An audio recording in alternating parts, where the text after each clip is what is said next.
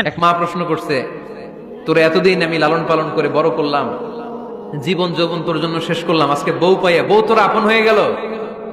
এবার ছেলে উত্তর দিচ্ছে, মা আমার মুখ থেকে মা ডাক শোনার জন্য তুমি কি কষ্টটাই করছো জীবনে। 10 মাস আমারে পেটে ধারণ করলা, খাইতে পারো নাই, বমি করছো, খালি ওষুধ খাইছো, তোমার পেট কেটে আমারে বের করা হয়েছে, 2 বছর আমারে দুধ খাওয়া হয়েছে, পেশাব পায়খানা পরিষ্কার করেছে। বয়স যখন 3-4 তখন তোমার আমি মা ডাকছি, এই মা ডাকটা শোনার জন্য তুমি এত কষ্ট করছো। আর আরেকবারের মাইয়া এই ঘরে আইসাই তোমার মা ডাকা শুরু করছে। যেই মেয়েটা তোমারে মা ডাকে সে আমার আপন হবে না কেন মা? ঠিক কিনা? এই মা ডাক শোনার জন্য তুমি এত কষ্ট করলা, আমার লালন পালন করলা, 10 মাস পেটে ধরলা, পেশাব পায়খানা পরিষ্কার করলা, এরপরে মা ডাক শুনতে পারছো। আর আরেকবারের মেয়ে জানা নাই চিনা নাই এসেই তোমার ডাকা শুরু করছে মা। তো যে আমার মারে মা ডাকে তার স্থান তো আমার কলিজায়, ঠিক কিনা?